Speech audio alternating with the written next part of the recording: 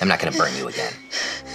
I'm going to stab you! This doctor is an absolute monster who enjoys tormenting his patients. He grabs a lighter and burns the soles of the girl's feet. House quickly figures out that the girl isn't actually paralyzed. She's faking it and plans to kick her out of the hospital. But House doesn't leave right away. After his assistant tells him the girl suddenly has trouble breathing, he rushes back to the room. He pulls out a massive syringe to scare the girl, but she doesn't flinch. He lifts the syringe, but again, no reaction from the girl. House immediately checks her neck and notices her carotid artery is bulging. He tells his team to lay her down and then shoots the needle straight into her chest. When the blood comes out, everyone finally realizes that House had already made the correct diagnosis. The next day, a man who's been paralyzed for 8 years rolls his wheelchair into a pool. Luckily, he's rushed to the hospital in time and his condition isn't life-threatening. House walks into the room and starts talking to the man's wife, claiming that the man is just a burden to the family and they should have given up on him a long time ago. House ignores the wife's pleas and keeps his eyes on the man. When the man doesn't respond, House goes on, saying that the wife doesn't want to care for her paralyzed husband. Still, the man doesn't move. The wife, fed up with House, moves to take her husband home. Just then, House notices the man's mouth twitch. He quickly moves to the bedside, tells the wife to lay him back down, and asks the man to repeat the words. Though the man can't speak and only moves his throat, this is the sign House was waiting for. House compares all the paralyzed patients in the hospital to the man's case and suspects he might have a cyst in his pancreas. He arranges for a bronchoscopy. Everyone thinks House has lost it. They worry that performing the procedure could cause the man's throat to collapse, which could be fatal. But House insists. During the procedure, they don't find any cyst in the pancreas, but pulling out the endoscope causes the man's throat to collapse. With the man struggling to breathe, they have no choice but to cut open his trachea. But House still argues that the problem isn't the throat collapse, it's that the brain gave the wrong instructions. He arranges a brain scan to check for issues.